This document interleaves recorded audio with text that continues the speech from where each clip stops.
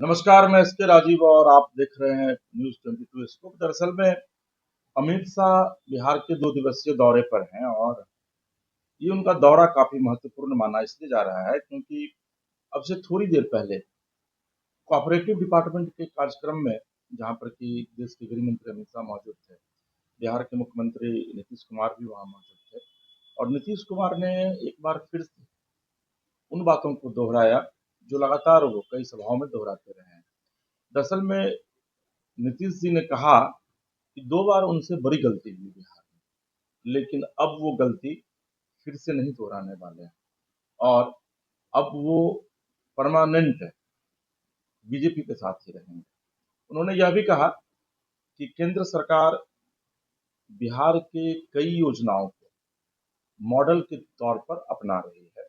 इतना ही नहीं, लालू प्रसाद यादव के टेन्योर को उन्होंने याद दिलाया आम पब्लिक को, आम लोगों को, और यह कहा कि 2005 के पहले का बिहार और 2005 के बाद का बिहार अगर आप देखिए तो आपको सिर्फ अंतर ही नजर नहीं आएगा, बल्कि एक ह्यूज डिफरेंस आपको नजर आएगा।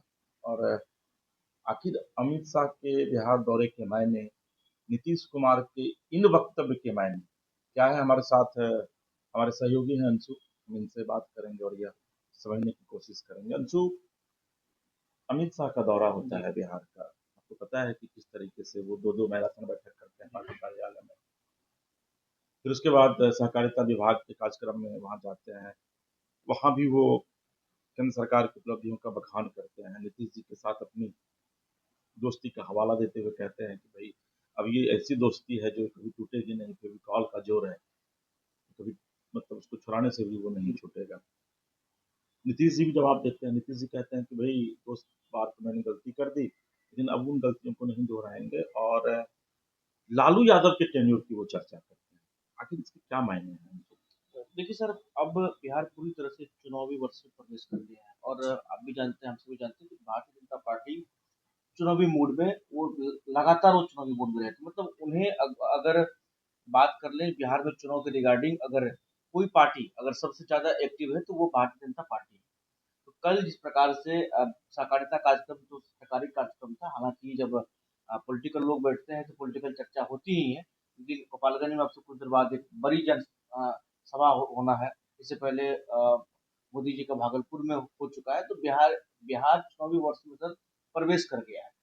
कल की जो बैठक है, जो हमारे सोर्स से जो पता चला है, जो जानकारी अंदर से सर के सामने आई, वो यह थी, जो अमित शाह ने तमाम एमपी एमएलए और जो एमएलसी हैं जो बैठक जो कर रहे थे पार्टी में, उन्होंने कहा है जो मोदी सरकार का जो जनता के लिए जो भी योजना है या मोदी सरकार ने जो भी काम किया है, उसे जन जन तक पहुंचाइए, लोगों तक पहुंचाइए। और जोर दिया है जो हम ऐसा मतलब परफॉर्मेंस करें तो भारतीय जनता पार्टी ऐतिहासिक जीत जो है वो 2025 में हासिल करे, मतलब एनडीए के साथ ही।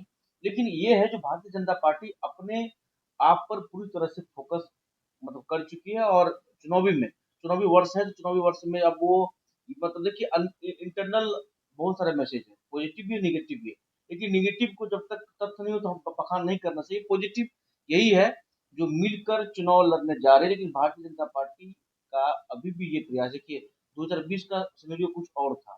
चिराग पासवान अकेले लड़े थे और जदयू ये बात स्वीकार भी करती, चिराग अगर अकेले नहीं लड़ते तो उनकी भी स्थिति ठीक होती। चिराग के लड़ने की वजह से उनकी सीटों की संख्या घट गई। इस बार वो चीज नहीं है।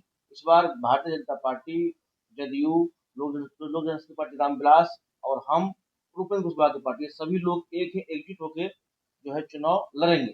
अब इसमें है जो आपका जितना मजबूत संगठन है, जितना आपका एक अच्छा मतलब कार्यकर्ताओं का एक फौज है, जो आप कैसे लोगों तक अपने आप को रख पाते हैं। तो ऐसे में है जो चुनाव जब होगा तो ये प्रयास किया जाएगा कि कितना अधिक से अधिक सीट बीजेपी जीत पाए। चर्चाएं ये भी है, चर्चा आप ये भी सुन रहे हैं जो प्रशांत कुमार की राजनीति में इनकी चर्चाएं सुन रहे हैं। चर्चा ये भी सुन रहे हैं बीजेपी चाहती है जो उनका मुख्यमंत्री हो। लेकिन इन सब चीजों पर फिलहाल ऊपर से विराम है। मनोहर लाल खट्टर भी जब आए थे तो अध्यक्ष के चुनाव हर उन्होंने कहा था जो नीतीश के नेतृत्व में ही हम लोग, नीतीश कुमार के नेतृत्व में ही चुनाव लड़ेंगे। पीएम ने लाडला सीएम बता चुके हैं। और आज आप जैसे कह रहे हैं, अमित शाह ने कहा जो हम लोग की जो दोस्ती है वो बहुत मजबूत है, फिजिकल की तरफ जो है मजबूत दोस्ती है। तो ये तो है, मैसेज तो ये क्लियर है जो जदयू बीजेपी में कहीं कोई अनबन और नहीं है। नीतीश जी ने भी कहा है। हाँ, जदयू बीजेपी में कहीं कोई अनबन नहीं है। अब बात यह इसको ऐसे समझिए, जो हर एक पार्टी चाहे जदयू हो क्यों ना हो, बीजेपी है क्यों ना हो, मुख्य रूप से तो ये दो पार्टी है, बाकी सहयोगी है, सबको कुछ कुछ सीट मिलना है। लेकिन इन दोनों में ये जरूर रहेगा जो हम पीछे नहीं हो। अगर आज के डेट में अगर जदयू पीछे है सर, जदयू को कहीं ना आरजेडी की बात को उठाती है। जब बीजेपी अलग होती है, बीजेपी भी कहती है बड़ी पार्टी हम थे लेकिन सीएम हमने बनाया, वो टैगलाइन हटाना चाह रहे जदयू भी और बीजेपी भी, लेकिन है साथ में, तो ये किसी पर प्रहार तो नहीं कर सकते, कुछ सेटिंग इस बार नहीं है।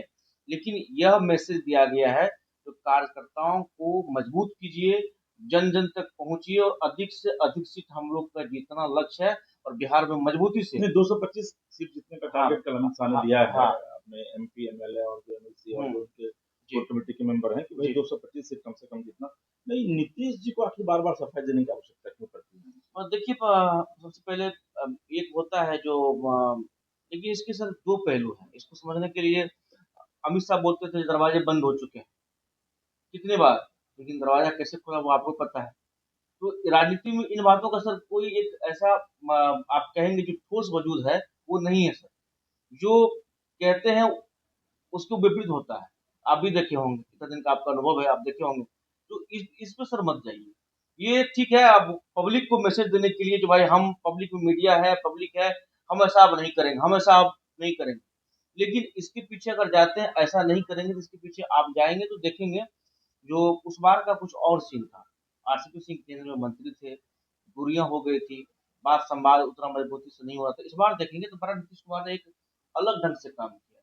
संजय झा जैसे गंभीर नेता उनके साथ हैं, जदयू के कार्यकारी राष्ट्रीय अध्यक्ष हैं, लेकिन वो ऐसा कुछ भी नहीं कर रहे हैं जिससे नीतीश कुमार को नाराजगी हो या कोई तरह की बात हो, लेकर के बैलेंस करके चल रहे हैं।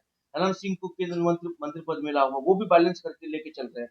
तो ये चर्चाएं आप जब इंटरनल किसी से बात करेंगे या किसी पॉलिटिशियन से चीजों को समझेंगे, आपको वो यही जवाब देंगे जो मेच्योर लोग हैं। तो जब तक संजय झा और ललन सिंह केंद्र के साथ हैं, तब तक इस तरह की चीजें नहीं हो सकती है, कोई अल्टा पल्टी नहीं हो सकता है।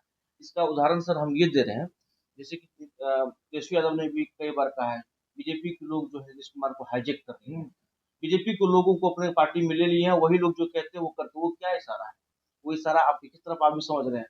तो कहने का अर्थ है जो बीजेपी के लोग, वो कहते हैं जो बीजेपी के लोग जो एंट्री कर चुके हैं उन्होंने नीतीश कुमार को हाईजेक कर लिया और इसी और पूरी तरह से हाईजेक हो चुकी है समाजवादी की पार्टी। आप भी देखे होंगे मकर संक्रांति का भोज हुआ दिल्ली में, जो अमित शाह है वो आते हैं, जेपी नड्डा आते हैं, और इधर ही शिलान्यास समारोह हुआ है, जदयू बीजेपी के सभी एमपी और जेपी नड्डा सभी लोग आए थे। तो अब ये मैसेज तो जा चुका है, जो मैसेज देने की कोशिश की जाती है जो हम लोग एक हैं, हम लोग कहीं नहीं जा रहे हैं। लेकिन इसके पीछे एक कब तक रहेंगे, तो सर ये दावे के साथ कह सकते हैं एक सूत्र के माध्यम से जो जानकारी प्राप्त आती है, चर्चाएं हैं जो संजय झा और ललन सिंह जब तक हैं तब तक जदयू और बीजेपी बिल्कुल पूरी तरह से इंटैक्ट है, क्योंकि एक अच्छा कम्युनिकेशन में सब कुछ चल रहा है, कहीं कोई दिक्कत नहीं है, कहीं कोई भ्रांति नहीं है, सब जो बातें हैं नीतीश कुमार तक आराम से चीजें आ जाती है। और संजय झा का जो है अमित शाह से बहुत अच्छा टर्म है, बहुत अच्छी बातचीत होती है। तो अभी आप ये कह सकते हैं कि कहीं कोई किंतु परंतु नहीं है, मिलकर चुनाव लड़ेंगे। और अमित शाह का दौरा है तो आप जानवे करते हैं कि अच्छे संगठन करता रहे, चुनाव है, एमपी में भी जीत हुई, महाराष्ट्र में भी जीत हुई, हरियाणा में भी जीत हुई, तो यहाँ भी चाहेंगे जो भाई कैसे हम लोग अधिक से अधिक सीट लाएं। और जो हर एक पार्टी की इच्छा होती है उनकी पार्टी के सीएम बने। जब आप अच्छी खासी सीट लेकर साथ में चलते हैं तो इच्छा होती है। लेकिन ये बात की बात है, क्या होता है क्या नहीं होता है, ये अंदर की खबरें अंदर ही इसको रहने देते हैं।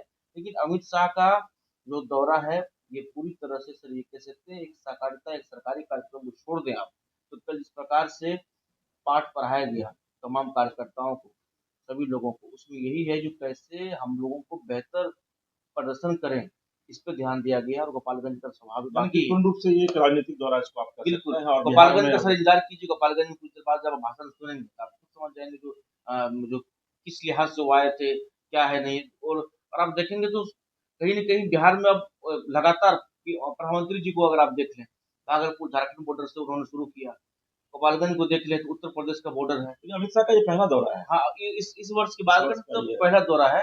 लेकिन ये चीजें जेपी नड्डा जी भी आए थे, तो अब ये कंटिन्यू सर चलता रहेगा। अभी तो रैली की शुरुआत अब आज से हो गई, बिल्कुल चुनावी रैली की शुरुआत आज से हो गई। बिल्कुल तो दरअसल में देख लीजिए कि अमित शाह जो है उनको चाणक्य कहा जाता है।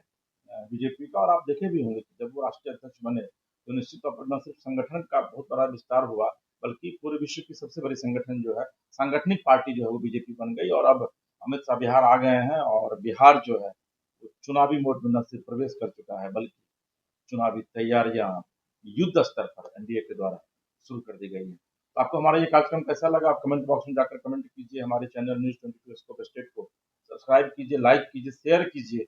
और तब तक के लिए अपने कैमरा पर्सन सोनू, सहयोगी अंशु के साथ इसके राजीव को दीजिए इजाजत और आप देखते रहिए न्यूज 22 स्कोप। नमस्कार। विश्व स्तरीय मेडिकल सुविधाओं से युक्त रांची का देवनिका हॉस्पिटल, जहां है neonatal ICU, burn intensive care unit, modular operation theatre, 24/7 emergency trauma service, multi disciplinary ICUs, emergency care, MRI, CT scan, advance cath lab, fully automated path lab, echo, ultrasound, ultra modular patient beds और pharmacy. Devnika hospital and research centre, किफायती दर पर विश्व स्तरीय इलाज, Ancillary Chowk, Tupudana industrial area, Ranchi.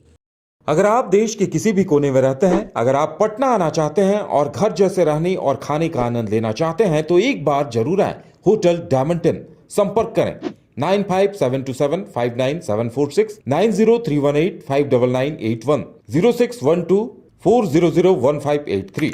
Address opposite विद्या संस्कार school, Ranjan पथ, गोला रोड, बेली रोड, पटना 801503।